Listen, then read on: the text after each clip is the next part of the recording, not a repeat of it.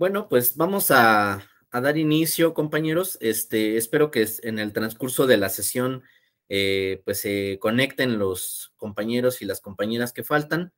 Este, Ayer platicábamos un poco sobre los elementos constitucionales, principalmente en el ámbito sustantivo, ¿no? De lo que hemos ido avanzando como Estado mexicano, como autoridades electorales, ¿no? A través de ciertas acciones propias de la materia administrativa, pero también ciertas acciones respecto de los órganos jurisdiccionales, ¿no?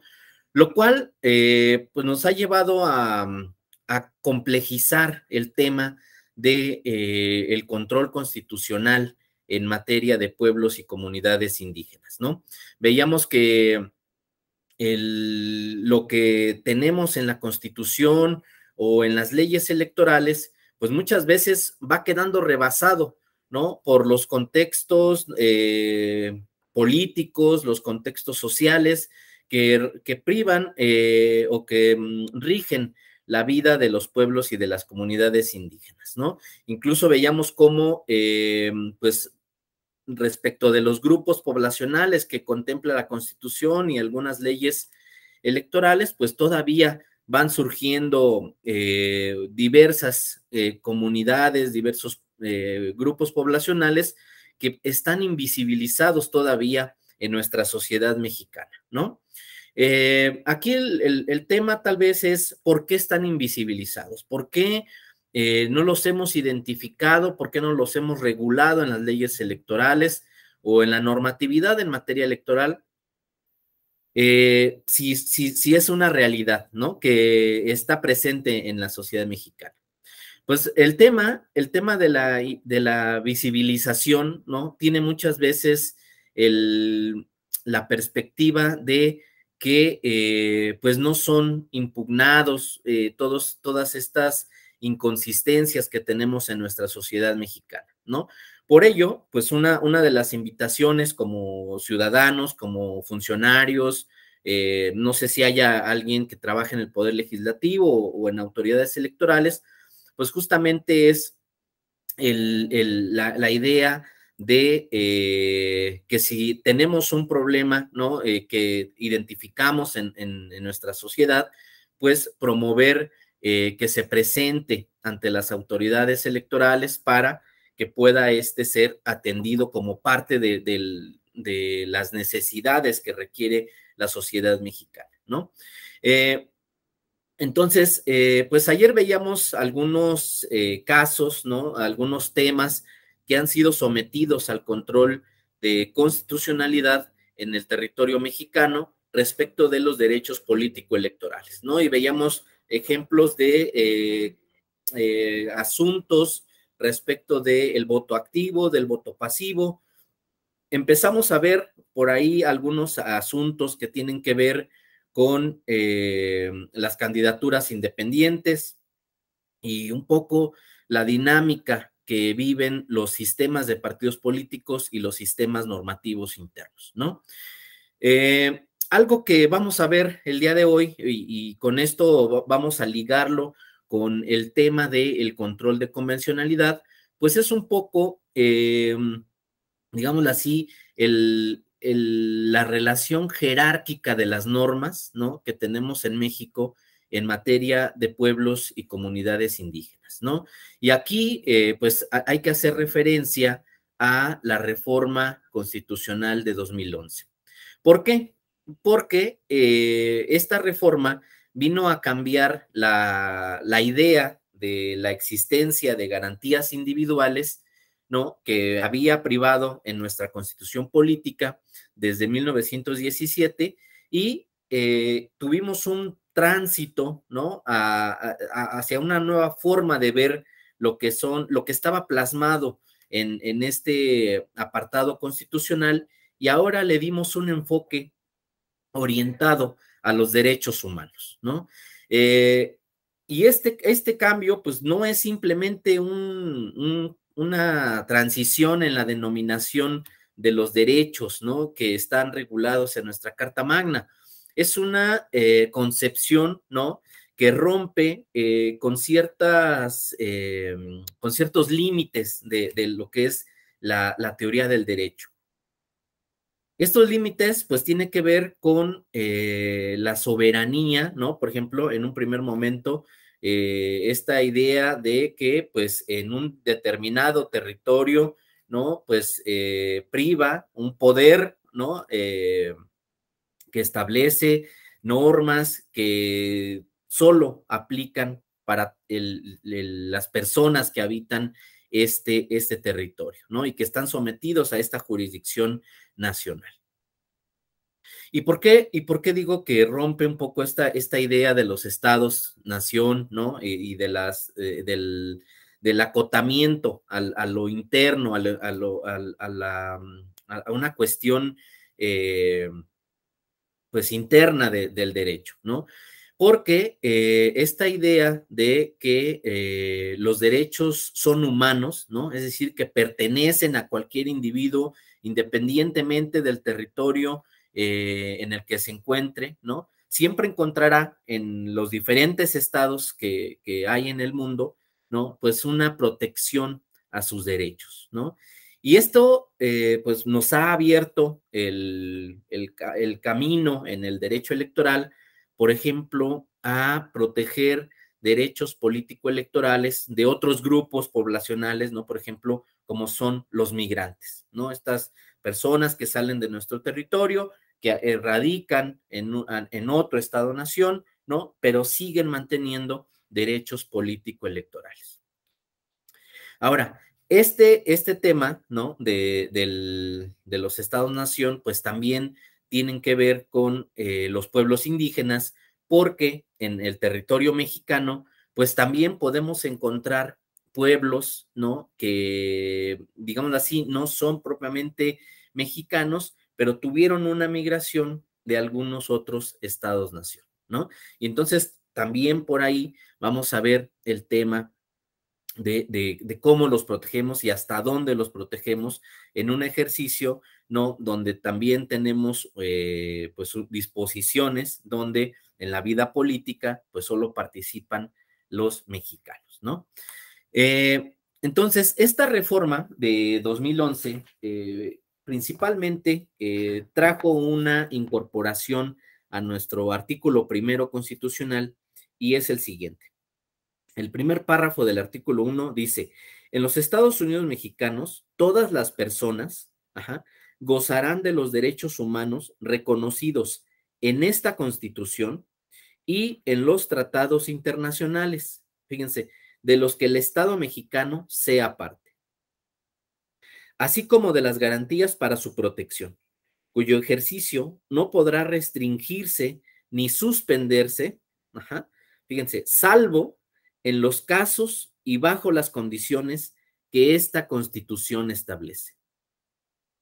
Entonces, aquí tenemos, pues, digámoslo así, dos vertientes, ¿no? Que tienen que controlar los tribunales electorales. Por un lado, es el respetar, ¿no? El hacer valer los derechos político-electorales dispuestos para los pueblos y las comunidades indígenas.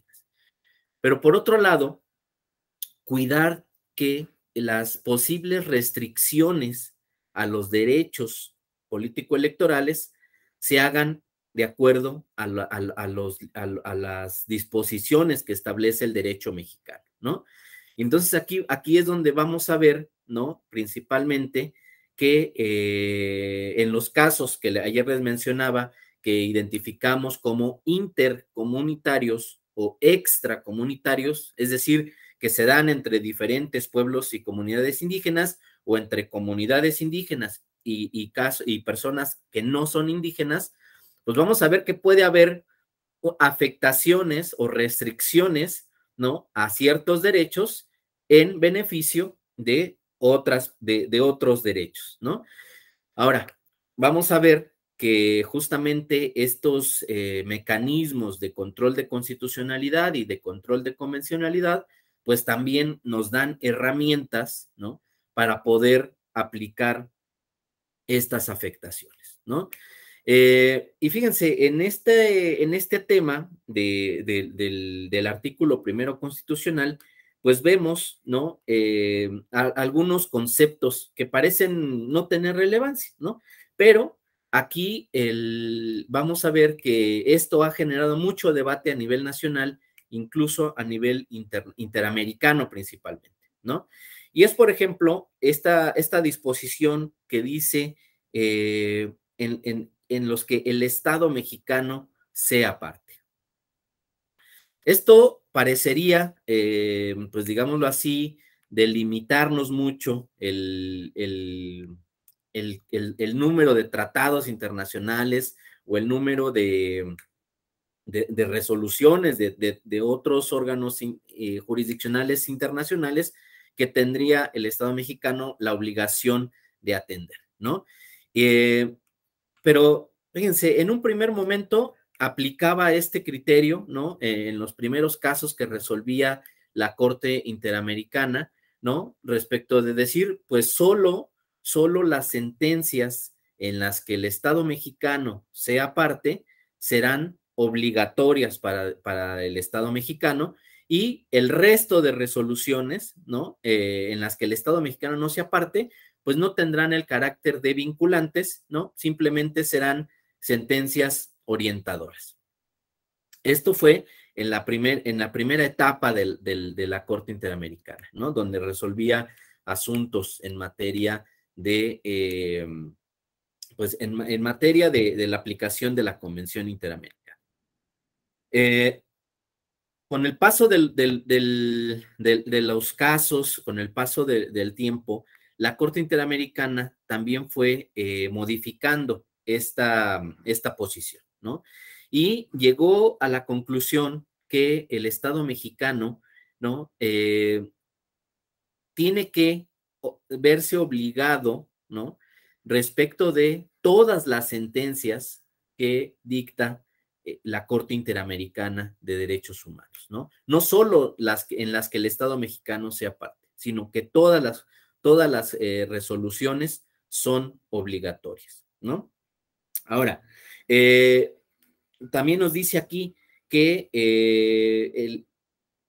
existen garantías para proteger estos derechos humanos. Y esto también ha tenido cambios en nuestro Estado mexicano, ¿no? En un primer momento se hablaba de que solo existía un control concentrado, ¿no? Del control constitucional en el Estado mexicano y que este control recaía en las autoridades del Poder Judicial de la Federación, ¿no?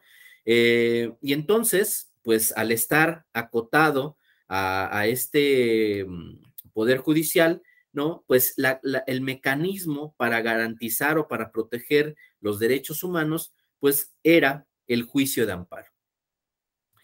Y el tema es que en materia electoral, ¿no? Ya lo mencionaba nuestro compañero David el día de ayer, pues el juicio de amparo en materia electoral es improcedente, ¿no? No es un mecanismo para garantizar los derechos político-electorales de los ciudadanos en nuestro país. Y bueno, esto pues tiene una larga historia en nuestro país, una declaración de incompetencia de la Suprema Corte de Justicia de la Nación para poder conocer de estas materias, ¿no?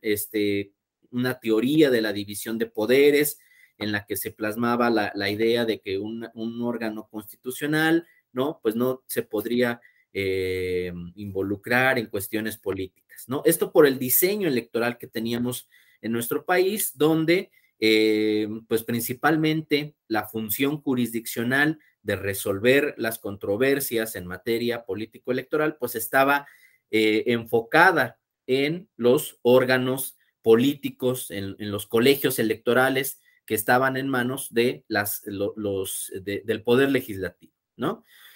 Fíjense, tuvimos que pasar, ¿no? De este diseño electoral hasta pues los años 90, ¿no? Del siglo pasado, donde empezamos a crear una transición del poder legislativo al poder judicial pero no al Poder Judicial, digámoslo así, constitucional, al Poder Judicial de la Suprema Corte de Justicia de la Nación, sino que empezamos a retomar un modelo latinoamericano, ¿no? Que es el diseño de tribunales especializados en materia electoral. Y cuando diseñamos este cambio, ¿no? Volvimos a marcar la diferencia respecto de la Suprema Corte. Entonces dijimos, Suprema Corte, tendrás la competencia para realizar el control, digámoslo así, abstracto de las leyes electorales, ¿no? Y ahí dejamos en manos de la Corte esta función.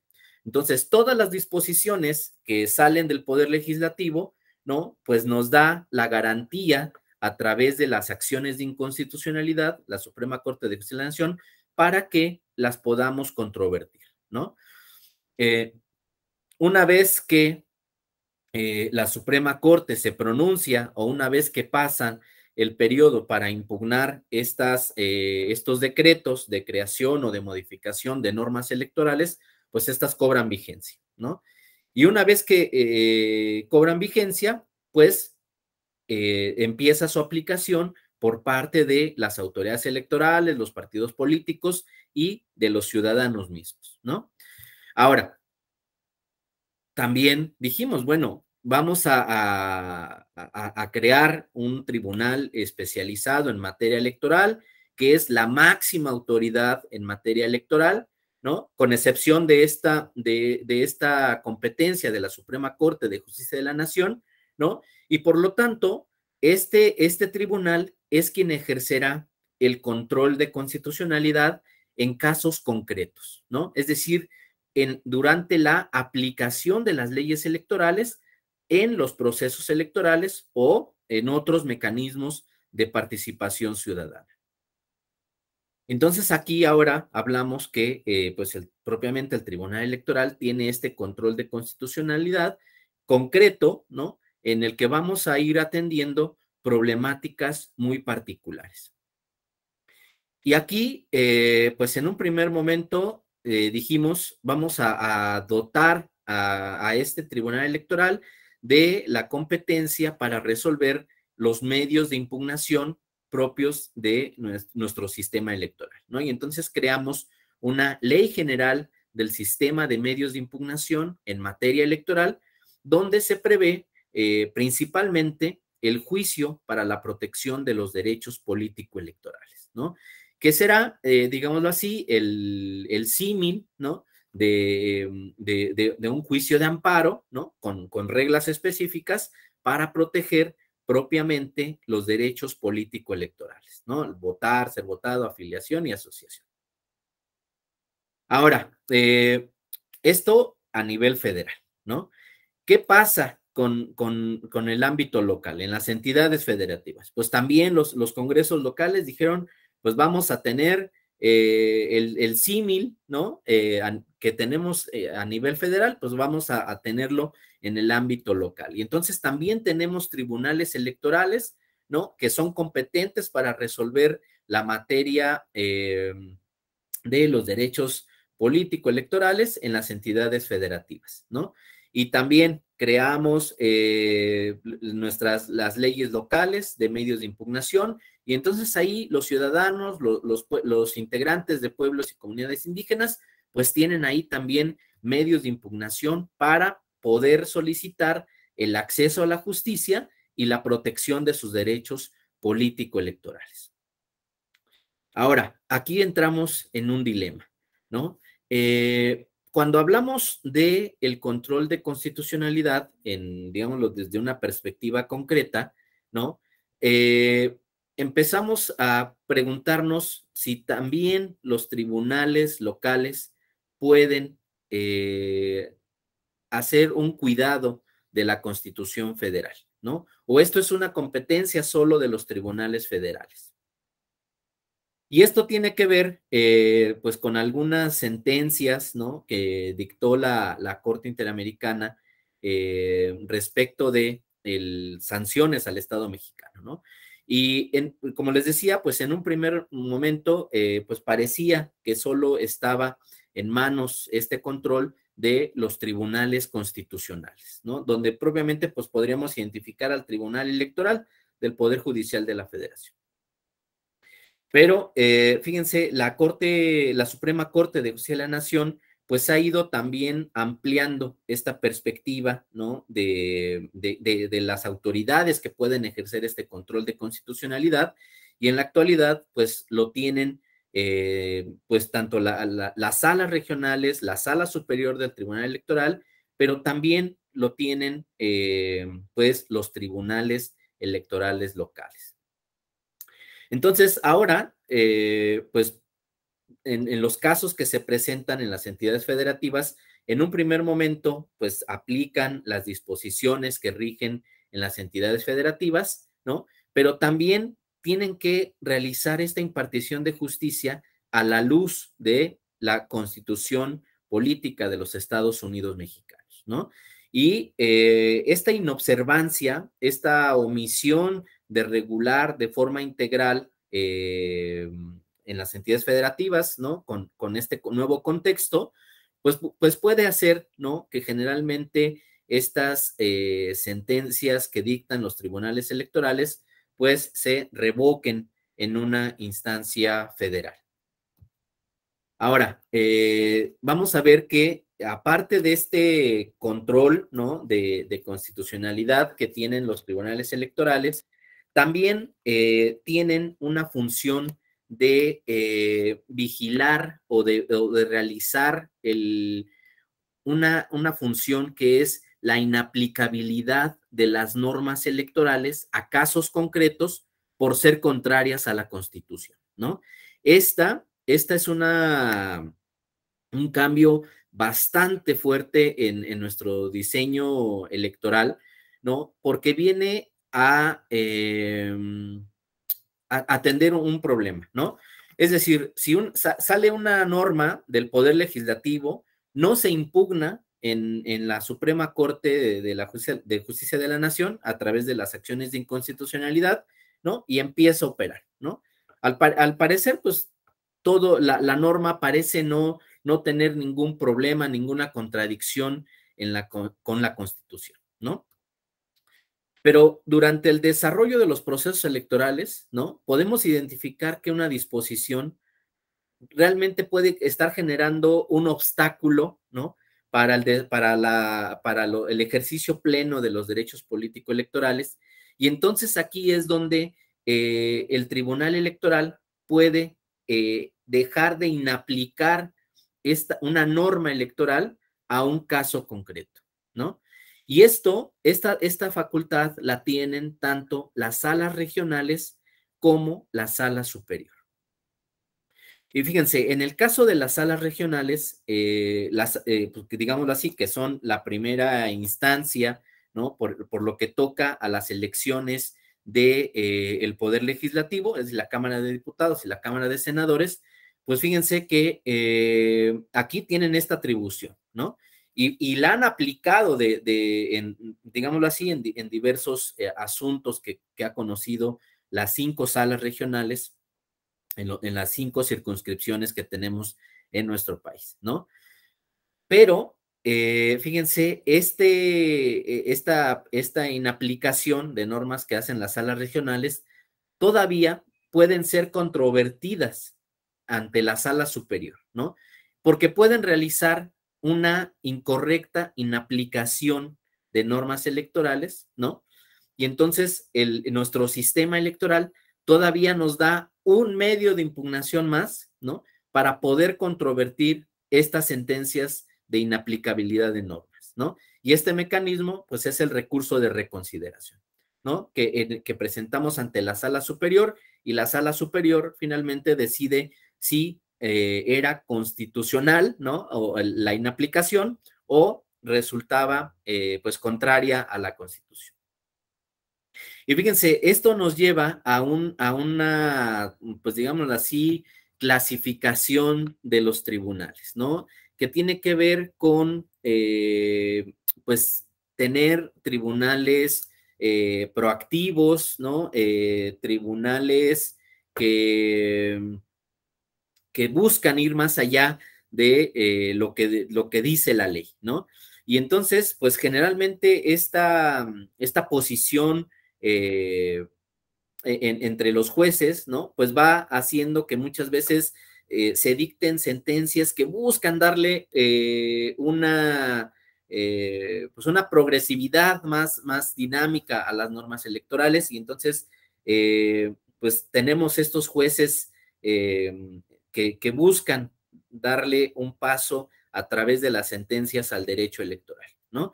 Pero, pues justamente entramos al tema de que si estas sentencias están apegadas a la norma constitucional, ¿no? Y aquí es donde nuevamente tiene que el Tribunal Electoral, pues, fijarse los límites a su actuación, ¿no? Y entonces tiene que decir el Tribunal Electoral, hasta aquí podemos llegar en la interpretación de las normas, en el control constitucional, ¿no? Y entonces, si queremos dar un paso más adelante en nuestro derecho electoral, tenemos que, pues, dejarlo en manos de los representantes del pueblo mexicano, ¿no? Y que deliberen y que resuelvan desde sede legislativa el cambio a las normas electorales, ¿no? Y entonces, eso es algo que empezaba el día de ayer a comentarles, ¿no? Respecto de la sentencia Subreg 14 diagonal 2021, ¿no? Una sentencia que tiene que ver con un asunto que se da en el municipio de Chiautempan, en Tlaxcala, ¿no? Respecto de pues la posibilidad de regular el derecho de las comunidades indígenas para elegir las diputaciones locales mediante sus sistemas normativos internos. Fíjense, en este asunto, pues ya se había hecho la solicitud por parte de la comunidad, ¿no? A las autoridades electorales locales, principalmente a la autoridad administrativa, para pues poder realizar esta modificación a los sistemas normativos, ¿no? Para poder hacer este cambio hacia los usos y costumbres. Pero, pues fíjense, aquí se presentaba la situación que ya estaba en desarrollo el proceso electoral federal, perdón, local, para elegir a los diputados locales, ¿no? Algo que también, pues, prevé nuestra norma de que las reglas del juego electoral, pues, se tienen que definir previo al proceso electoral. Otro tema, pues también era el que ya teníamos precedentes, ¿no? Emitidos por la Sala Superior del Tribunal Electoral e incluso, pues también medios de impugnación resueltos por las salas regionales en materia de omisiones legislativas, ¿no? Porque también argumentaban que el Congreso local, pues no había emitido disposiciones en esta materia. Y el tema, pues, digámoslo así, parecería, pues, que tendría un camino claro, ¿no? El hecho de decir, pues, efectivamente, los sistemas normativos internos son la vía mediante la cual los pueblos y las comunidades indígenas ejercen sus derechos político-electorales para los cargos tradicionales o para los cargos en el ámbito municipal, ¿no?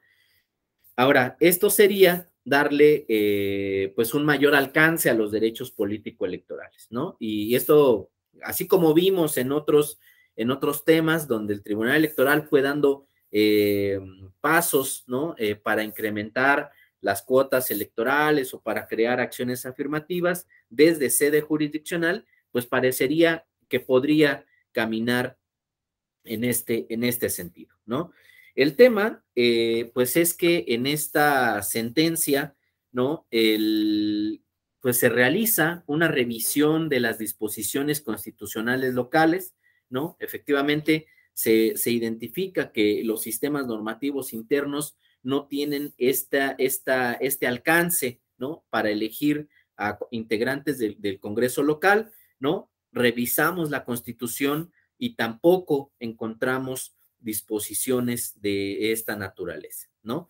La jurisprudencia, fíjense que pues es un tema que no había llegado al Tribunal Electoral, ¿no? Todavía no se habían presentado medios de impugnación respecto de esta temática. Entonces, fíjense, y estamos en el año 2021, ¿no? Que fue cuando se resolvió esta sentencia en el 17 de febrero de 2001, ¿no? Y pues bueno, el tema fue, pues, que ni en las constituciones, en la constitución local, ni en la constitución federal estaba regulado este derecho, ¿no? Ahora, si pasamos, digámoslo así, que en un ejercicio de no solo realizar un control constitucional, sino de un control convencional, ¿no? Y aquí, fíjense, voy a entrar a un tema también que tiene que ver con qué órgano jurisdiccional puede realizar el control de convencionalidad, ¿no? Y aquí, pues, no solo, quiero resaltar esto, que no solo la Corte Interamericana de Derechos Humanos realiza control de convencionalidad, ¿no?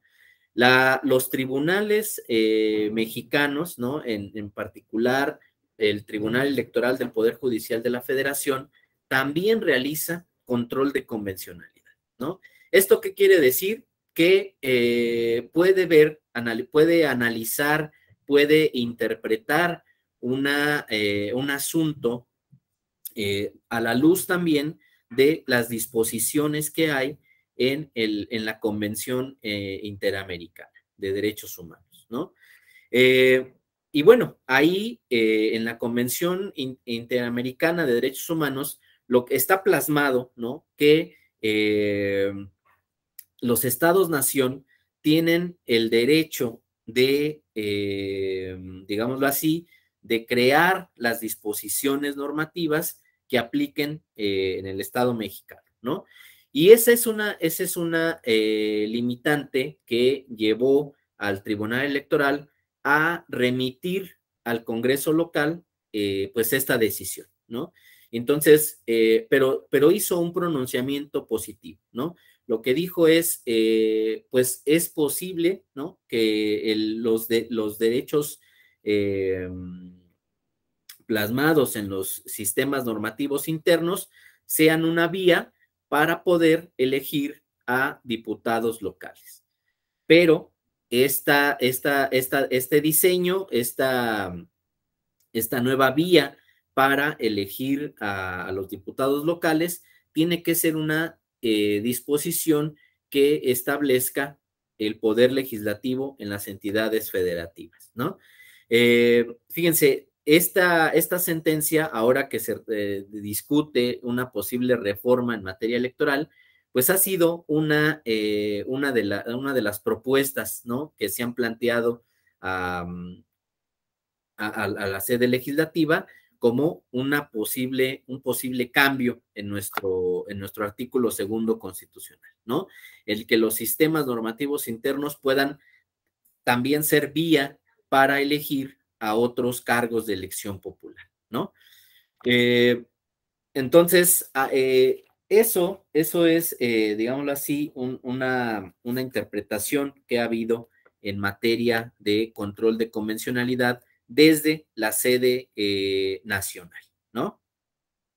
Ahora, también les decía que este cambio de la reforma constitucional de 2011 vino a cambiar la forma de ver varios aspectos. Y miren, algo que les quiero mostrar aquí es algo que hemos trabajado con el doctor Marco Antonio Pérez de los Reyes y también la maestra Roselia Bustillo, ¿no? Es una idea que el artículo primero constitucional prevé la creación de un bloque de constitucionalidad de derechos.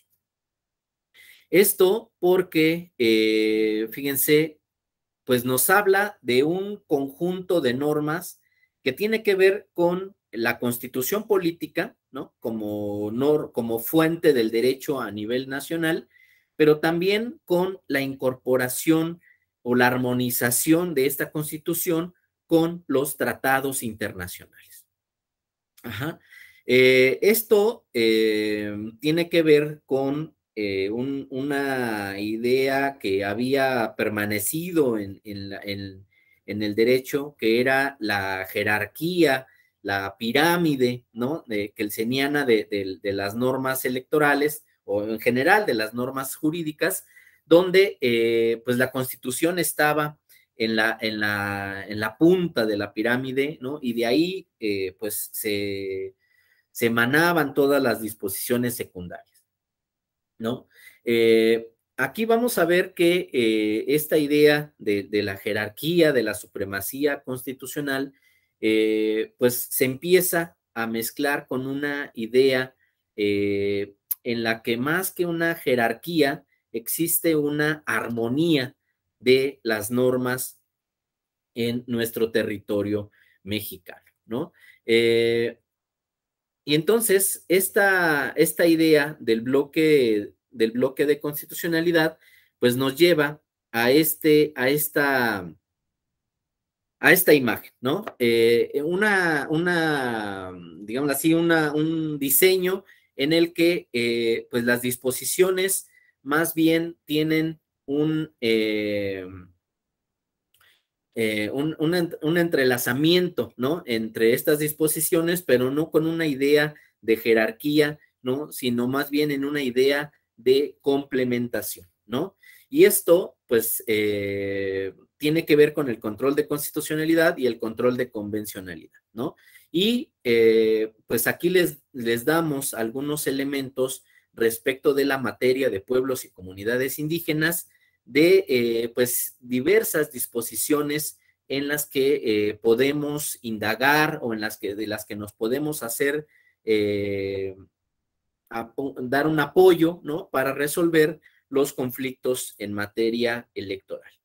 En el caso del sistema universal, ¿no? Por ejemplo, pues tenemos la Declaración de las Naciones Unidas sobre los Derechos de los Pueblos Indígenas, ¿no? La Convención número 169 de la OIT sobre pueblos indígenas y tribales en países independientes, la Declaración Universal de Derechos Humanos, el Pacto Internacional de Derechos Civiles y Políticos.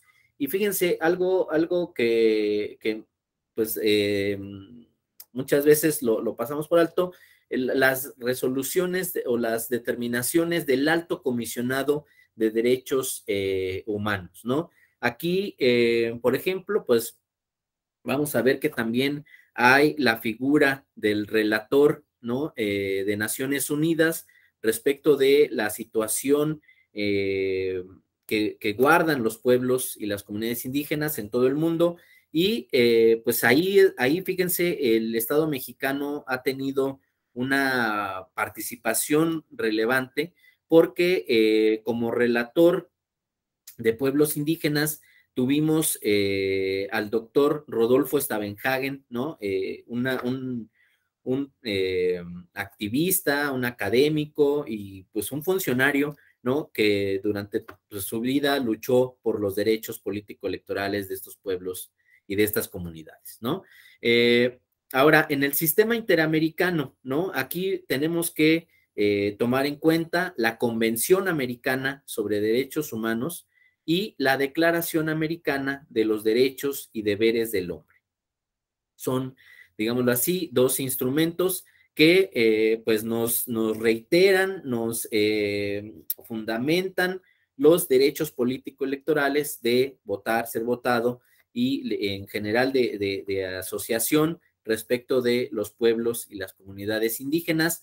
Pero aquí quiero poner también una marca, un resaltado en la Convención Americana, porque de esta convención, ¿no? Pues es donde surge la jurisdicción de la Corte Interamericana de Derechos Humanos, ¿no? Donde les mencionaba que justamente el Estado mexicano tiene que atender las diferentes resoluciones que dicta esta Corte, ¿no?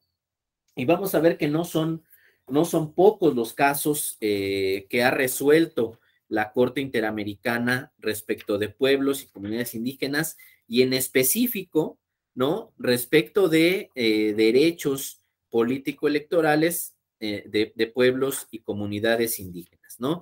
Les mencionaba el día de ayer que íbamos a ver el caso Yatama, ¿no? Donde justamente se analizaba el tema de el sistema de partidos políticos como canal de acceso al poder, ¿no? Para las comunidades indígenas.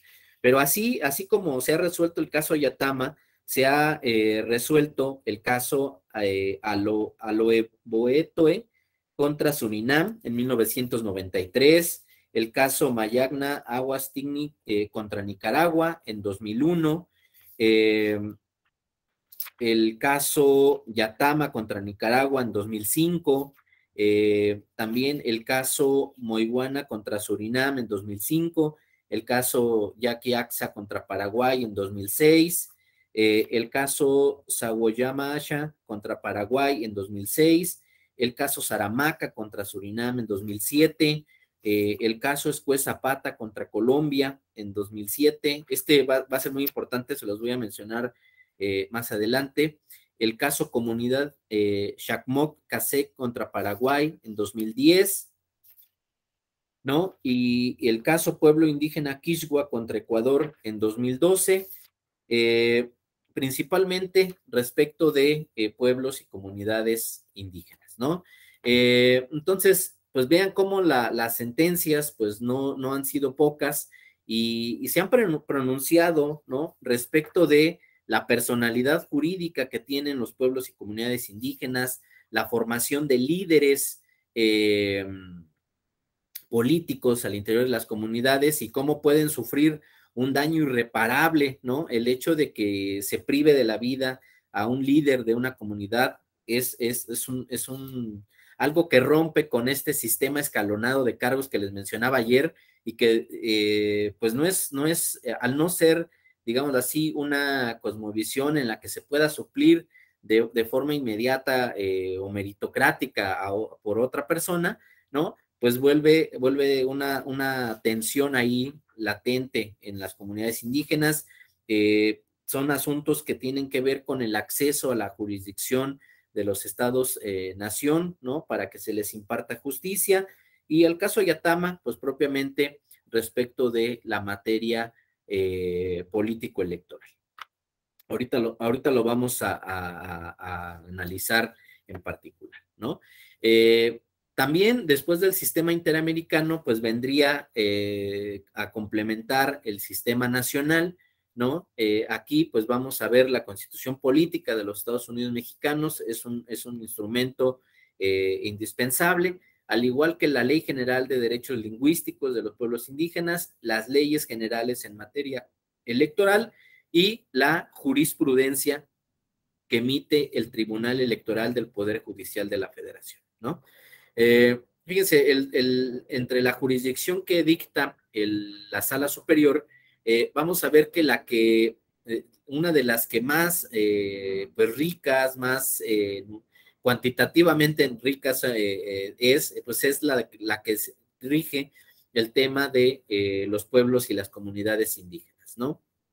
Tanto en materia sustantiva como en materia adjetiva. Y fíjense, después tenemos los sistemas locales, ¿no? Las constituciones políticas de las entidades federativas, las leyes electorales locales, y fíjense, aquí les puede parecer un poco raro por qué aparecen los sistemas normativos dentro de este bloque de sistemas jurídicos, ¿no? Y es porque el Tribunal Electoral les ha dado esta calidad de equiparación a leyes electorales, ¿no? Lo cual permite al Tribunal Electoral también realizar este control de constitucionalidad de los sistemas normativos y también le permite al tribunal realizar la inaplicación de normas que están en este sistema normativo interno, ¿no? Que sean contrarias a la Constitución o a la Convención Americana de Derechos Humanos, ¿no?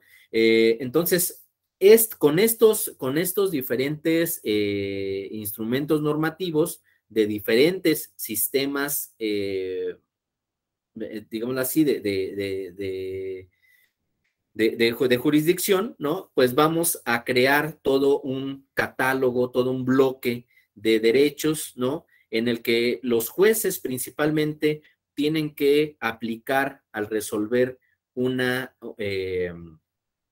controversia, ¿no? Pero fíjense, en la actualidad, pues no solo los órganos jurisdiccionales, pues aplican estas disposiciones, ¿no? También las autoridades electorales administrativas tienen que realizar esta toma en cuenta del bloque de constitucionalidad de los derechos de pueblos y comunidades indígenas, ¿no? Y entonces, por ejemplo, ahora si nosotros revisamos, por ejemplo, una emisión de lineamientos del Instituto Nacional Electoral, pues vamos a ver que entre los fundamentos que rigen estas disposiciones normativas, pues están la Constitución, las leyes electorales, pero también tratados internacionales, Convención Americana, ¿no? Incluso, pues, jurisprudencia del Tribunal Electoral, ¿no? O incluso, fíjense, recientemente, pues, aparecen sentencias, ¿no? Como precedentes, ¿no? De una temática para ir mejorando las disposiciones que emite esta autoridad electoral, ¿no? Entonces, pues bueno, hasta ahí vamos a ver propiamente lo que es digámoslo así, la actuación del Tribunal Electoral en materia de pueblos y comunidades indígenas, ¿no? Entonces, como primera conclusión, ¿no? Pues vamos a ver que las normas electorales tienen que convivir en un sistema armónico, ¿no? Que permita darle a los pueblos y a las comunidades indígenas un bloque constitucional de derechos, ¿no? En el que están integrados todos estos sistemas normativos, ¿no? El internacional, el interamericano, nacional y local. Ahora, segunda conclusión, digámoslo así, de lo que hemos visto hasta ahora. En México, los derechos político-electorales de los pueblos indígenas están regulados en materia sustantiva y en materia adjetiva. Existen mecanismos de protección específicos a nivel federal, que es principalmente el juicio para la protección de los derechos político-electorales, ¿no? Tratándose de procesos electorales federales, y el juicio de revisión constitucional electoral, tratándose de derechos político-electorales de entidades federativas, ¿no? Este medio de impugnación, ¿no? El JRC, sirve para impugnar resoluciones de las autoridades electorales locales, ¿no? Que resuelvan pues, conflictos en las entidades federativas, ¿no? Y que pueden ser controvertidos ante el Tribunal Electoral del Poder Judicial de la Federación por esta vía, ¿no? Lo cual, pues, nos lleva a una tercera cuestión, que tiene que ver con posibles excesos, posibles inconsistencias o posibles omisiones, ¿no?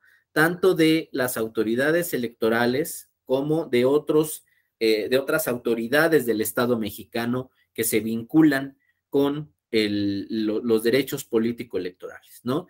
Y entonces, pues aquí vemos cómo, a pesar de que estas instituciones del Estado mexicano realizan un control de constitucionalidad, un control de convencionalidad, podemos tener, pues en particular, la posibilidad de que el mismo Estado pues afecte derechos político-electorales de pueblos y comunidades indígenas, ¿no? Esta idea de tener pues tramos de control, tramos de vigilancia en el Estado mexicano, pues vamos a ver que aunque tenemos, digámoslo así, diferentes instancias para impugnar una norma o un acto, ¿no? Pues siempre puede llegar a agotarse esa cadena impugnativa y todavía podría estar afectado el derecho político-electoral de los pueblos y las comunidades indígenas, ¿no? Y entonces aquí es donde justamente vamos a tener el paso siguiente, que es el control de convencionalidad en una sede, ¿no? Externa a la cadena impugnativa en nivel nacional, ¿no? Entonces, aquí vamos digámoslo así, a romper un poquito la idea de que después de las resoluciones del Tribunal Electoral ya no hay nada que hacer, ¿no? Porque todavía podríamos acudir al sistema interamericano para resolver un tema de derechos político-electorales de pueblos indígenas, ¿no? Y bueno, ahora pues vamos a ver lo que es el caso Yatama, ¿no? No sé ustedes si pudieron realizar la lectura del caso, no sé si tengan alguna idea más o menos de lo que es esta sentencia. Entonces, pues miren, ahora vamos a tener un poquito de diálogo, ¿no? Vamos a ver cómo lo ven ustedes en un primer momento y vamos a ver si podemos cambiar o podemos confirmar todas estas ideas que tengan ustedes, ¿no? ¿Alguien que quiera comentar alguna consideración sobre el caso Yatama en esta primera ronda? Aldo, gracias Aldo, adelante. Buenos días. Bueno, pues principalmente el caso nos menciona acerca de, bueno, primero que nada, pues claro, ¿verdad? Se plantea como las posibles violaciones a los derechos consagrados en la Convención Americana de Derechos Humanos por parte del Estado de Nicaragua, en el cual este caso es desde el año 2000, a inicios del año 2000, en donde un grupo pues más bien es como una organización en este sentido, pretende postular a personas que ocupen cargos dentro de los municipios de una región específica dentro del estado de Nicaragua. Entonces, si no recuerdo bien, o si no me falla la memoria, es como un decreto o una ley, la 311, la que entonces establece y determina que los únicos que pueden llevar a cabo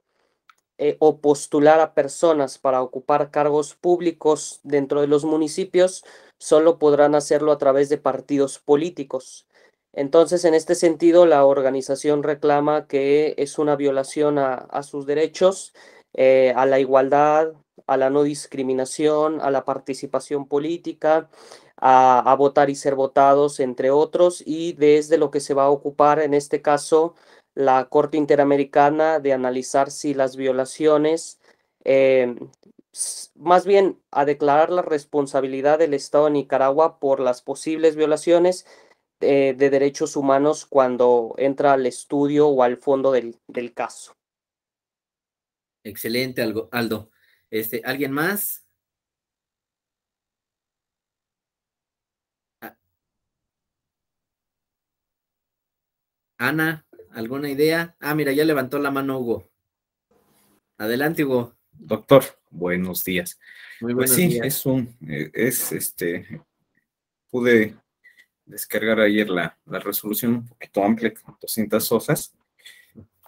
Realmente, pues sí, son de los que criterios de avanzada que incluyen pues estas comunidades indígenas, cómo son relegadas a la situación, pues sí, ya lo marcó el compañero Aldo, pues no se les permitía. Y en este caso, pues tuvieron que agotar todas las instancias internas hasta que se llega Corte Interamericana, pasa por comisión, previo a irse hasta a la Corte, pues hacen lo que son las medidas y pues ya determinan pues que en lo futuro pues tendrá que hacerse esa restitución a estos pueblos originarios. No crea en este caso esos asentamientos como pudieran ser en su momento la regulación de su vida interna, sino fue hasta esta resolución en la que también se plasma pues que también, a pesar de ser sistemas electorales distintos en diversos países, pues guarda mucha similitud, sobre todo con los que hemos comentado en clases, que deben de respetarse sus costumbres. Y en relación a la que ayer también, bueno, ya también para no salirme tanto de idea con la que ayer nos comentó la REC 14-2021, también estuve checando la comparación, pues esta fue desechada, la 14-2021, pero fue adicionada conforme a algunas consideraciones que también adoptó la Sala Superior. Pues yo creo que todavía va para largo lo que es esta implementación en estos sistemas normativos indígenas, y sobre todo porque no se tiene un catálogo específico de qué regiones pudiera ser. A lo mejor sí en algunos casos en México pues hay zonas delimitadas, como ayer nos comentaba de los de Barón, pues prácticamente es un territorio definido, pero para otros supuestos sí está complicado. También soy de Tlaxcala y en lo que comentaba de esa resolución, pues no se ha podido poner de acuerdo cómo se va a delimitar estas candidaturas indígenas. En este caso de Yatama, pues sí fue de punta y me parece que da mucha pauta de cómo pudiera resolverse los casos. Pero sí, el trabajo de campo es muy amplio para poder delimitar esas zonas. Gracias, doctor. Excelente, Hugo. Vean cómo de las diferentes participaciones vamos identificando diferentes elementos, ¿no? Ya Aldo, pues, nos hablaba, ¿no? Del caso concreto. Hugo, por ejemplo, identifica todo el procedimiento, ¿no? Que se sigue en el sistema interamericano, lo cual, pues, no es un procedimiento expedito, no es un procedimiento directo ante la Corte Interamericana, ¿no? Vamos a ver que primero tenemos que pasar por la Comisión Interamericana de Derechos Humanos. Esta comisión realiza un estudio previo, ¿no? De la posible vulneración de los derechos establecidos en la convención, ¿no? Y entonces puede la comisión llevar a la jurisdicción de la Corte Interamericana los casos que considere pues afectan estos derechos, ¿no? Pero ahí vamos viendo otros elementos. A ver si alguien más advierte o le llama la atención a otro aspecto de la sentencia. Te había preguntado, Ana, no sé si quieras comentar algo.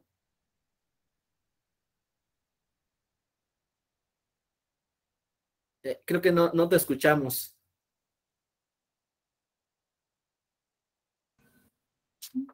No la chequé. No tuviste oportunidad, ok. Pero lo voy a checar. Bueno, chécalo, mira, ahí nada más puedes entrar a la página de la Corte y ahí encuentras todas las sentencias. Pues digámoslo así, también poner nada más caso Yatama contra Nicaragua y te van a aparecer bastantes ligas de la sentencia. A ver, Miguel Ángel López. Es que hay algunos que sí tienen su cámara prendida y otros que no la tienen. Entonces, no sé si están, Sí. Adelante, Miguel. Bueno.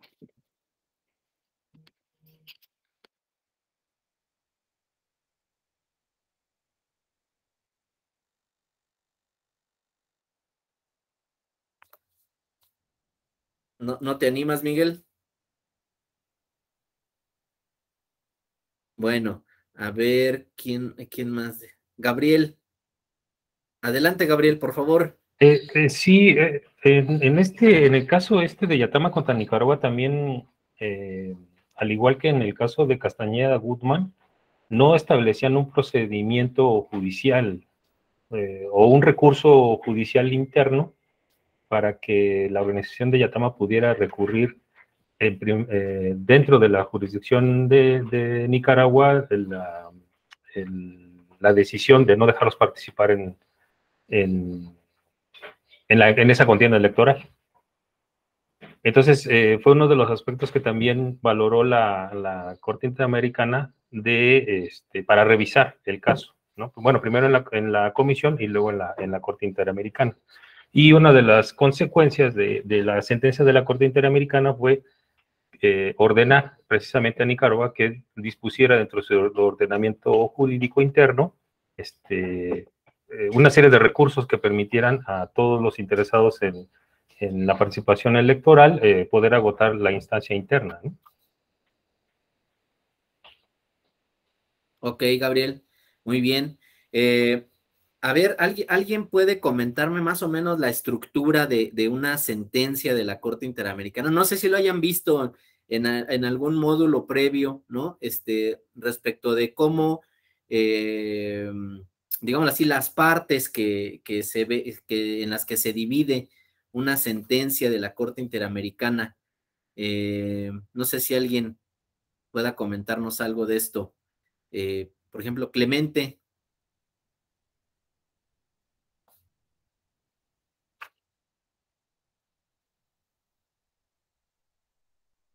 ¿Quién le ayuda a Clemente? Alberto.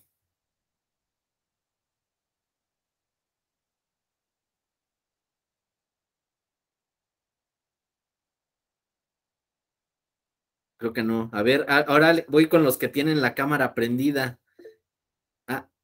A Hugo, a ver. Doctor, me está fallando un poquito el internet, a ver si me escuchan. No te Creo que ya. preocupes, sí te escuchamos bien. Pues las estructuras son, pues, más que, no es como a lo que estamos acostumbrados al sistema tradicional de resultandos, considerandos, para que me asemeja más a la estructura de un libro, como son los antecedentes, los testimonios, las pruebas. Ayer había visto algunos artículos, ayer solamente pude descargarla. Lo que comenta, pues sí es, pues, bueno, el archivo que descargué son 200 hojas, vienen las excepciones preliminares, la intervención de la comisión, las pruebas. Me parece más similar a lo que es una investigación, de lo que en lo personal estoy familiarizado, lo que hace las investigaciones de derechos humanos, doctor. Eso me parece más a esas recomendaciones que a una sentencia de las que por lo regular, de los que ya tenemos tiempo en litigio o en la práctica jurisdiccional, pues estamos acostumbrados, no es similar a los que emite la Suprema Corte, algún colegiado o alguno de otros en materia electoral, doctor. Gracias. Muchísimas gracias, Hugo. Sí, efectivamente, miren, las sentencias de la Corte tienen un diseño bastante particular, ¿no? Pero tienen muchos elementos, ¿no?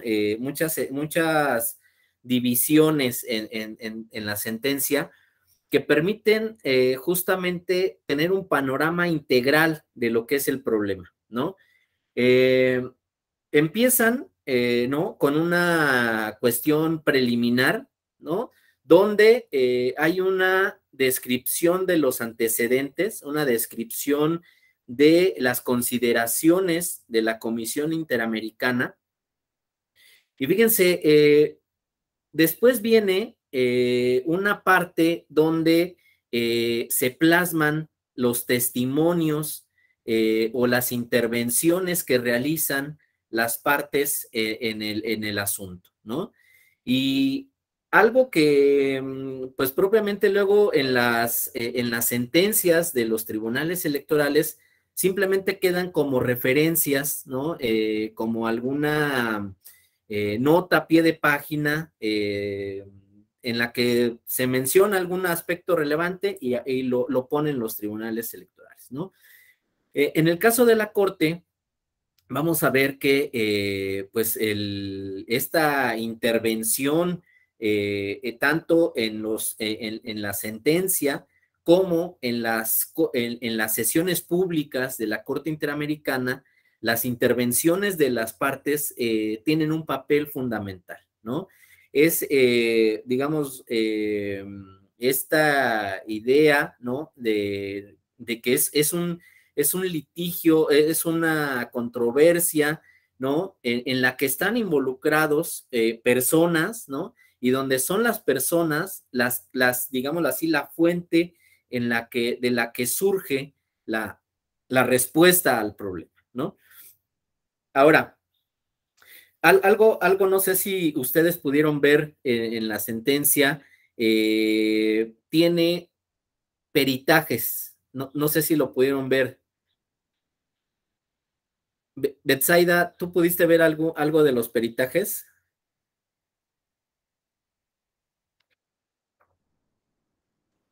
Hola, hola. No. No. No. Ok, bueno, aquí miren, en uno de los peritajes que se citan en la sentencia, ¿no?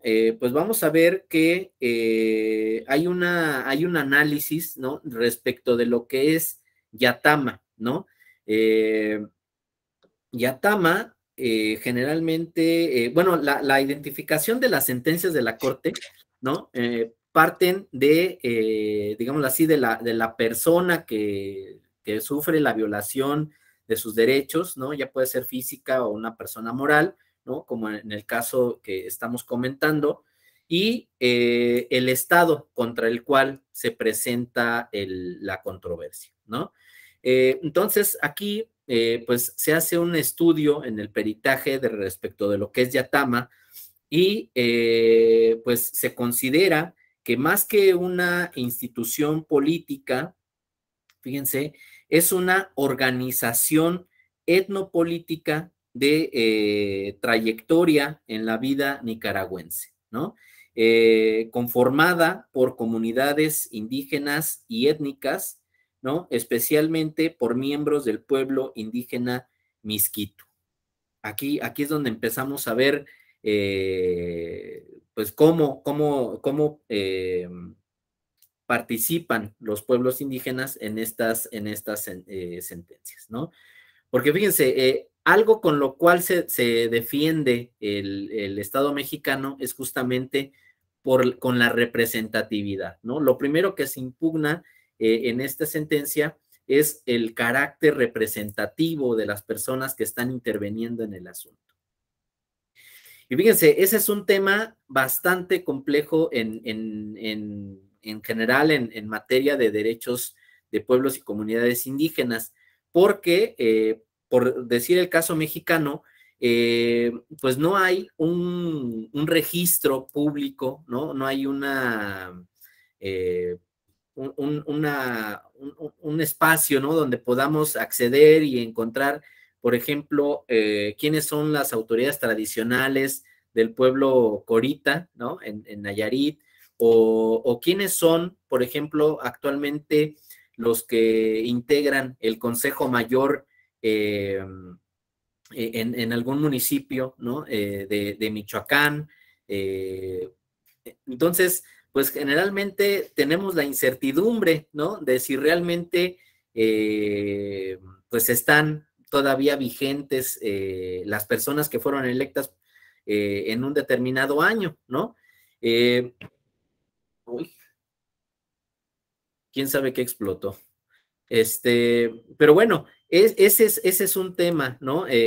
Complejo que creo que tiene que atender tanto el Estado mexicano como el resto de estados latinoamericanos, porque no es algo que sea de fácil identificación, ¿no? Ahora, este peritaje también nos habla de un conjunto de prácticas culturales indígenas, ¿no? Que generan usos y costumbres que rigen la vida del pueblo misquito, ¿no? Hugo, ¿quieres decir algo? Doctor, Sí. en relación a esto que usted comenta de los peritajes, la resolución también me parece que va la línea de mencionar perito, pero no sé si usted nos podría, bueno, o tendrá datos si fue, ¿qué tipo de peritaje se habrá desarrollado? ¿Alguno en específico o qué materia? Porque me refieren perito en la resolución. No sé si usted... Mira, este peritaje fue propuesto por la Comisión Interamericana, ¿no? Y el peritaje fue uno que tiene que ver con un especialista en la rama jurídica, ¿no? Era un abogado, ¿no? Que tiene conocimiento específico de la comunidad, ¿no? Este es algo bien importante. Generalmente los peritajes que se incorporan a las sentencias, ¿no? Digámoslo así, se buscan en instituciones públicas, ¿no? Que, digámoslo así, pueden ser objetivas, ¿no? Que no pueden tener un sesgo a favor o en contra de la comunidad indígena, ¿no? Y generalmente se busca que los peritos tengan una especialidad en la comunidad, ¿no? Porque, miren, generalmente aquí cuando hablamos de pueblos y comunidades indígenas hablamos de forma indistinta, pero cuando ya buscamos al perito, ¿no? Generalmente encontramos peritos que han estudiado o que conocen a un pueblo indígena, ¿no? Pero que cuando ya les decimos es que tienes que hacer un estudio de la comunidad de Cherán, ¿no? O de alguna otra comunidad en específico, pues el número de peritos que podemos tener se reducen, ¿no? Y entonces de tener 50 peritos respecto del pueblo Cora, ¿no? Pues ahora pues tenemos 5 especialistas que pueden conocer una comunidad. Ha llegado el caso, en casos de México, donde no se encuentra ni siquiera a un especialista respecto de una comunidad, ¿no? Y entonces, fíjense, aquí viene otra figura que lo podemos contemplar en esta materia, y es el de los amigos de la corte, ¿no? Los amigos de la corte es una figura procesal en la que propiamente no se habla de peritos, de especialistas, pero sí de ciertas instituciones o de ciertas personas que tienen vínculos directos con la comunidad, ¿no? Pero que les permite dar alguna orientación respecto de los sistemas normativos internos, ¿no? Y esto muchas veces resuelve el problema de los peritajes, ¿no? Porque, digámoslo así, los peritajes, por la especialidad y la técnica que utilizan, ¿no? Pues generalmente también son herramientas que tardan mucho tiempo en desarrollarse, ¿no? Porque, pues digámoslo así, los peritajes implican una visita a la comunidad, un trabajo de encuestamiento, de entrevistas con las autoridades tradicionales, con los ciudadanos que viven en las comunidades, y van sacando, ¿no? Pues los elementos de los sistemas normativos, ¿no? No solo desde cómo lo ven las autoridades tradicionales, sino desde cómo lo ven los ciudadanos, ¿no? Para marcar esta línea objetiva de los sistemas normativos. Ahora, algo que me llama mucho la atención, Hugo, y no sé realmente por qué la pregunta es, pero creo que el identificar de qué tipo de peritaje se trata tiene relevancia, ¿no? Porque no es lo mismo pedir un peritaje a un abogado, ¿no? Que a un antropólogo, o no es lo mismo pedirle un peritaje político, ¿no? A un peritaje sociológico, ¿no? Tienen diferentes enfoques, tienen diferentes técnicas, ¿no? Para realizar estos estudios, ¿no? Adelante, Hugo. Sí, porque el desarrollo me parecía más como bueno, aquí el servidor tiene una actividad jurisdiccional al Tribunal Electoral y precisamente con ese asunto de Chautempan, con los compañeros de CONCAN, los ciudadanos, se están pidiendo peritos etnográficos a Instituto Nacional de Antropología e Historia, con ese perfil. Y me parece que en este caso de Yatama, pues fue más algo como peritos prácticos, no sé, eso me pareciera que no tenía, como usted nos los indica, una rama en específico. Sí. Esa por eso fue la duda, doctor. Gracias. Sí, mira, mira, aquí vamos a ver que este peritaje jurídico, te mencionaba que era uno propuesto por la Comisión Interamericana, ¿no? Ahora, también hay otro peritaje que se propone, pero fíjate, aquí por las presuntas víctimas, ¿no? Y este peritaje que se presenta por parte de las presuntas víctimas, fíjate, aquí tiene un enfoque antropológico. Aquí el especialista tiene un enfoque, es antropólogo y etnólogo, ¿no? Entonces, fíjate, la diferencia de los peritajes tiene que ver con el primero tiene que ver con la conformación él dice de un derecho consuetudinario, ¿no? De un sistema de normas que rige a Yatama y que rige la relación entre Yatama y la sociedad, ¿no? Pero el peritaje que propone en las presuntas víctimas, aquí tiene un enfoque antropológico, y los enfoques antropológicos pues van orientados, ¿no? A un desarrollo histórico de las comunidades, una conformación de las instituciones que viven, que rigen la vida comunitaria, ¿no? Pero, pues principalmente tienen un enfoque poblacional, ¿no? Un enfoque que tiene que ver con digámoslo así, el porcentaje en el que los pueblos indígenas se conforman, ¿no? Respecto del resto de la población, ¿no? Y lo cual, pues, lleva al planteamiento de que ese porcentaje en el que participan los pueblos y las comunidades indígenas, pues tiene que tener una relación proporcional con los derechos también de las personas no indígenas, ¿no? Gabriel, adelante.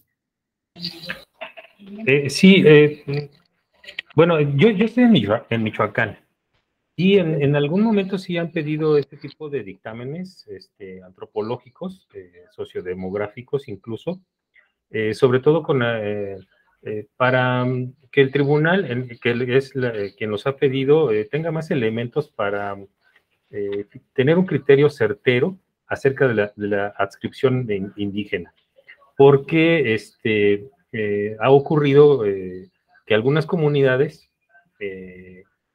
a pesar de haber manifestado la autoadscripción indígena, el tribunal no tiene suficientes elementos para tenerla por acreditado.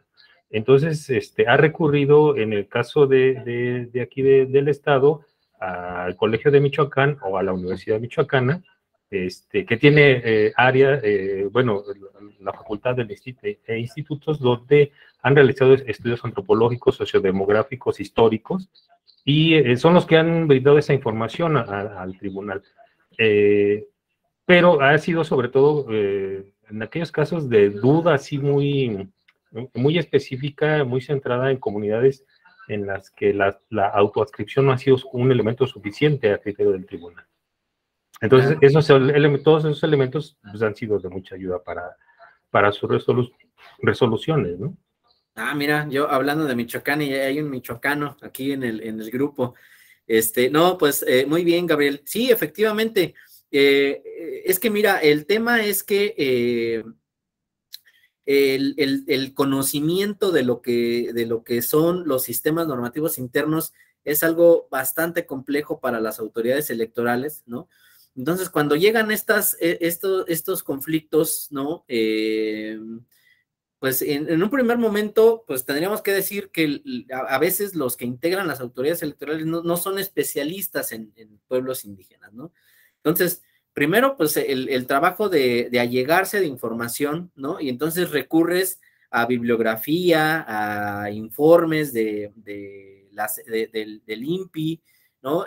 Te allegas de información que te dan una luz, ¿no? Respecto de lo que son los pueblos indígenas en la entidad federativa y propiamente en algunas comunidades.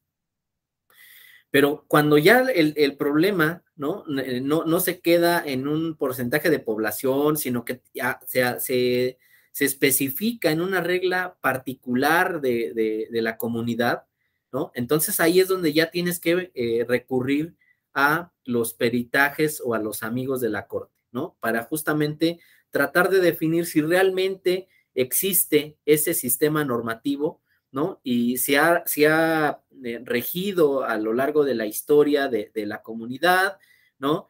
Y pues en específico, cuáles son las reglas de operación, ¿no? Entonces, para todos esos, para esa delimitación del caso, sirven muchísimo los peritajes, ¿no? Principalmente los antropológicos. Pero bueno, entonces vean cómo aquí resulta importante la existencia en la corte pues de allegarse de elementos de las diferentes partes que intervienen en un asunto en sede interamericana, ¿no? Fíjense, otro elemento que hay en las sentencias de la Corte, y esto por los efectos vinculantes que tienen para todos los estados que forman parte de esta jurisdicción, es que no solo resuelve analizando el caso concreto, ¿no? No resuelve solo con las disposiciones constitucionales o las normas que rigen en Nicaragua, ¿no? Aquí vamos a ver que la Corte Interamericana tiene un sistema de trabajo en el cual solicita a los estados que se someten a la jurisdicción de la Corte opiniones, ¿no? Respecto de la temática que se va a analizar. ¿Y esto por qué es importante? Porque le permite a la Corte Interamericana realizar una sistematización de la evolución de este derecho, ¿no? Respecto de todos los estados interamericanos.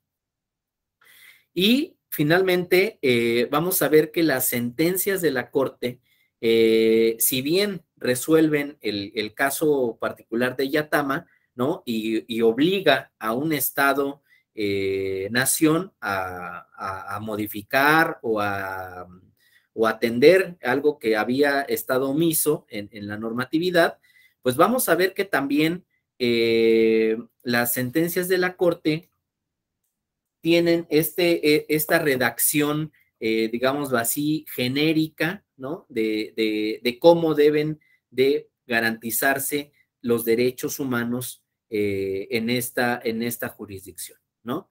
Porque justamente después los estados-nación tienen que retomar estas decisiones, ¿no? Y si fueran específicas respecto de la normatividad de Nicaragua, pues tendría ahí un problema de compatibilidad tal vez respecto de las disposiciones mexicanas, ¿no? Entonces, esta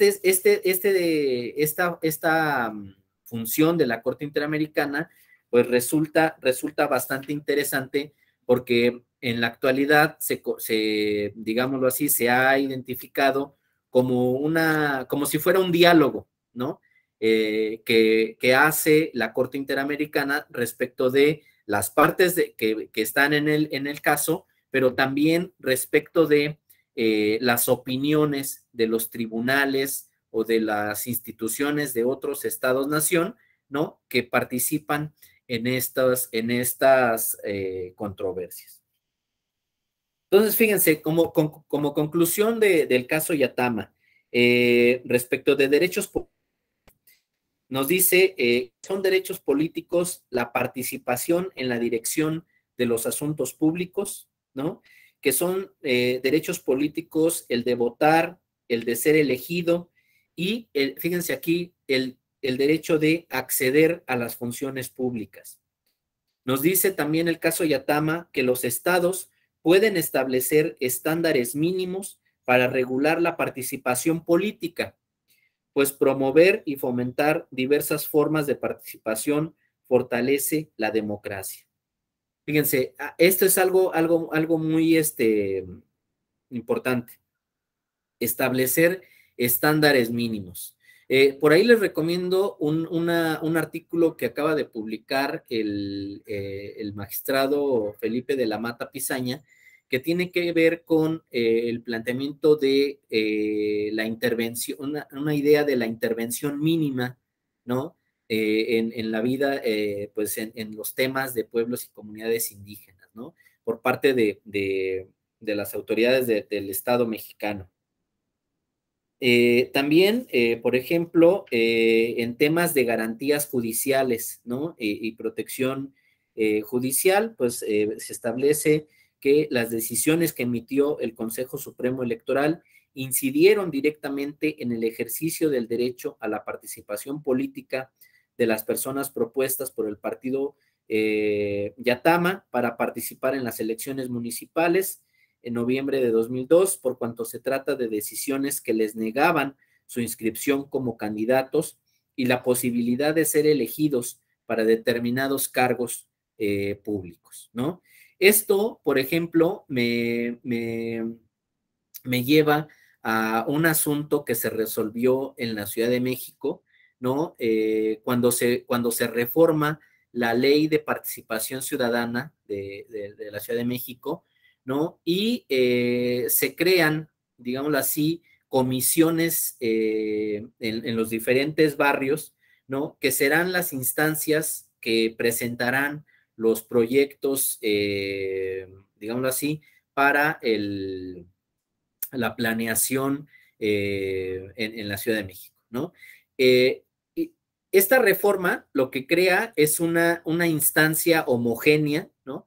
De estos, en las diferentes demarcaciones de la Ciudad de México, pero fíjense, esta reforma lo que hace es eliminar a digámoslo así, unos comités de barrio que existían en los barrios originales, que eran las instancias que generalmente intervenían para presentar pues los proyectos y las necesidades que requieren los barrios originarios para la planeación en la Ciudad de México, la planeación del presupuesto, ¿no? Entonces, fíjense, a pesar de que se les daba una instancia, ¿no?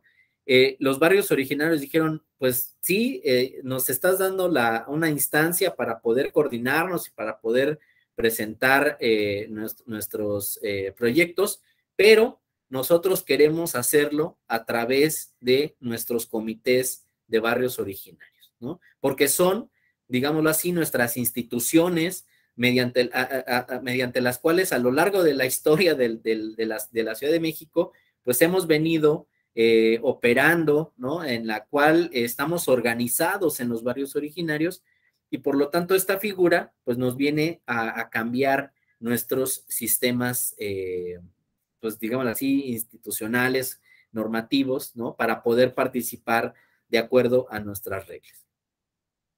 Entonces, fíjense, llega al Tribunal Electoral y pues el tribunal dice que para todas las demarcaciones que no tienen barrios originarios operarán estas nuevas instituciones, pero en el caso de los barrios originarios se deberá prever la incorporación de los comités de barrios originarios, ¿no?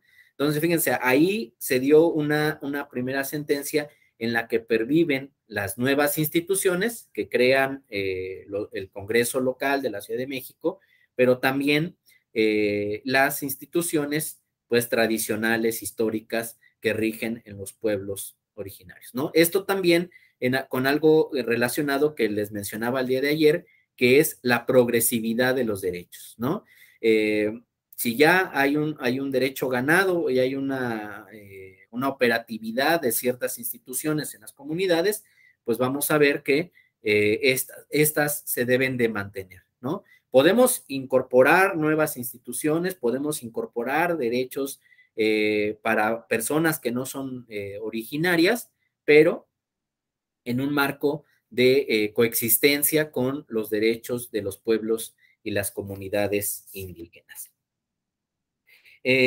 Finalmente, pues la Corte Interamericana de Derechos Humanos señaló que el Estado debe adoptar medidas que puedan integrar a los indígenas a las instituciones y órganos estatales y participar de manera directa y proporcional a su población, fíjense, en la dirección de los asuntos públicos, ¿no?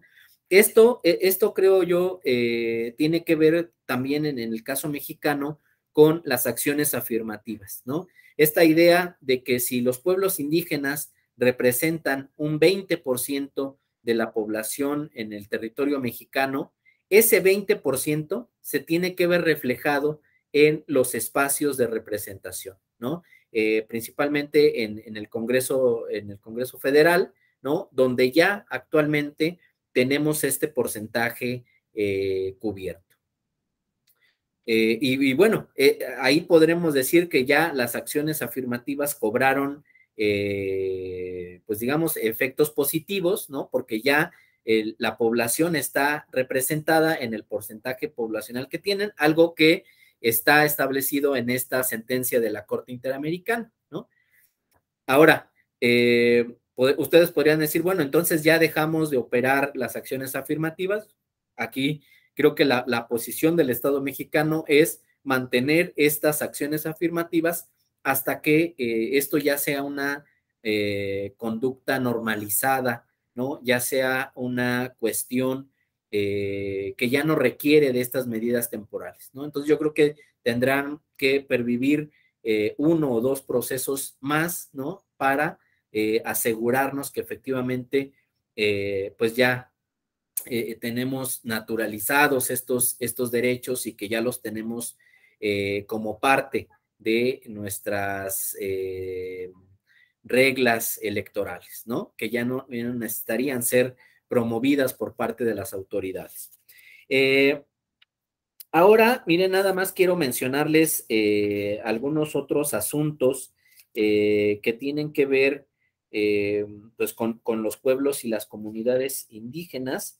Quiero mencionarles el tema de el caso Escué Zapata contra Colombia. Fíjense, en este precedente se privó de la vida al señor Escué Zapata.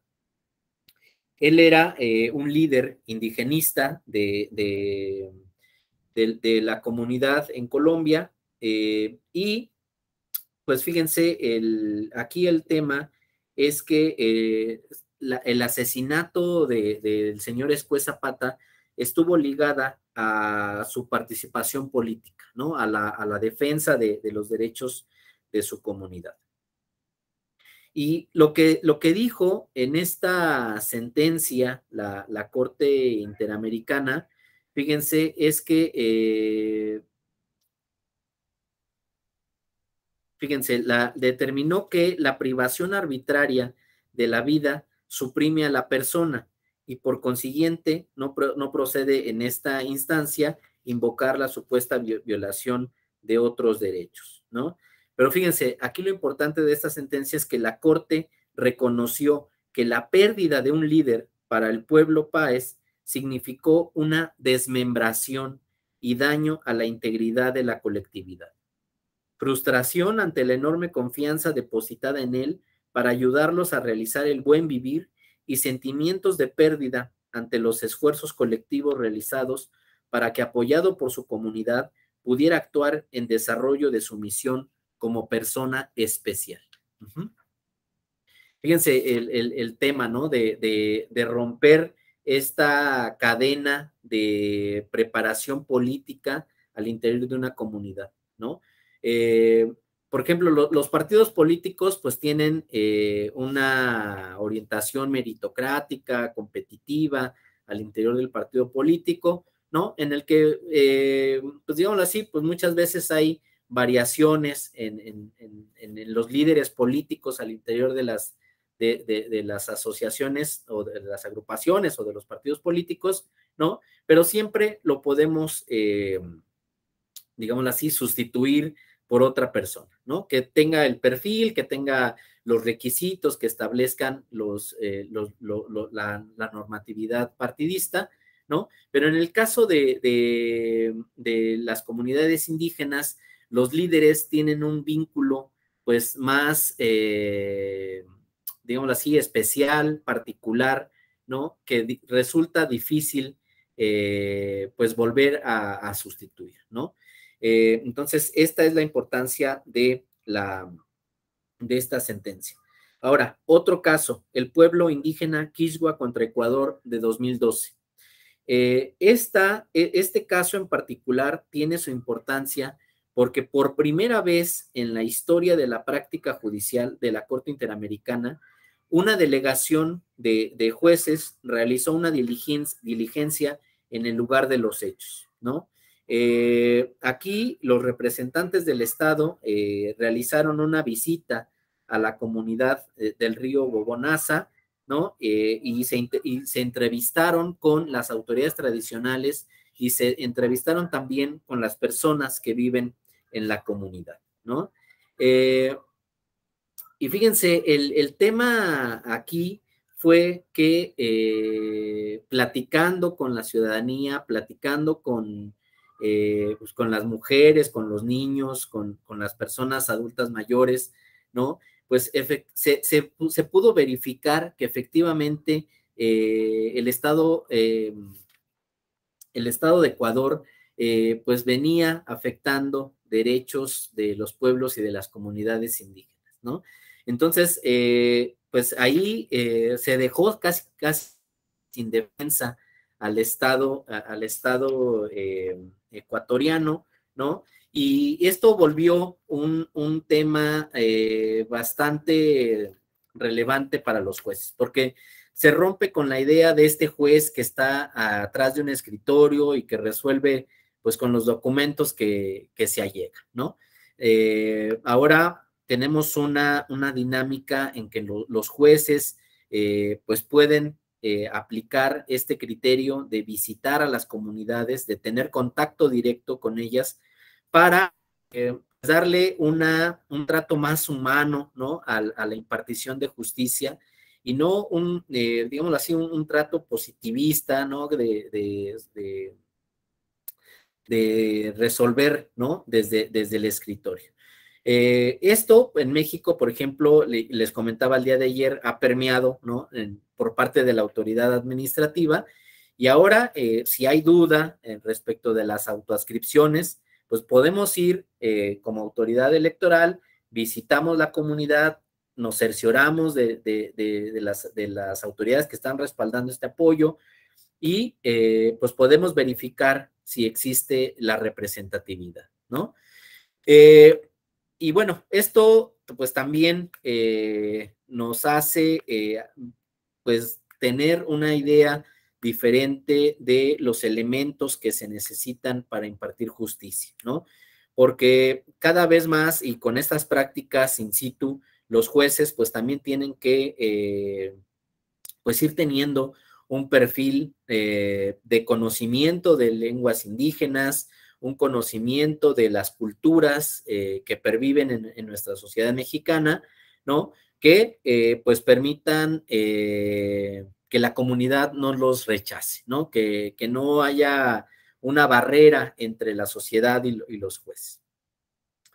Esto, ¿cómo lo ha atendido el Tribunal Electoral? Pues lo ha atendido a través principalmente de la creación de una Defensoría Pública Electoral, ¿no? Hasta este año, la Defensoría Pública venía conociendo de asuntos exclusivamente de pueblos y comunidades indígenas, y fíjense, venía siendo una área del Tribunal Electoral, pero que era independiente de la Sala Superior, ¿no? Independiente de los magistrados electorales en particular. La Defensoría era un órgano auxiliar de la Comisión de Administración. Esta comisión que está integrada por algunos magistrados del Tribunal Electoral, pero principalmente por consejeros de la Judicatura Federal. y ante ellos era a quien rendía cuentas la Defensoría. Y la Defensoría, pues, hacía esta función de acercarse con las comunidades, con los pueblos indígenas, y era una instancia que los asesoraba y los acompañaba en la presentación de medios de impugnación, ¿no? Y fíjense, el papel de la Defensoría era casi una función de litigio, ¿no? De presentar medios de impugnación ante las salas del Tribunal Electoral. Y venía siendo pues una función de acompañamiento para los pueblos indígenas, ¿no? Porque pues muchas veces también había un desconocimiento de las normas del sistema de partidos políticos por parte de los representantes que venían de las comunidades indígenas. Y pues bueno, había algunas deficiencias,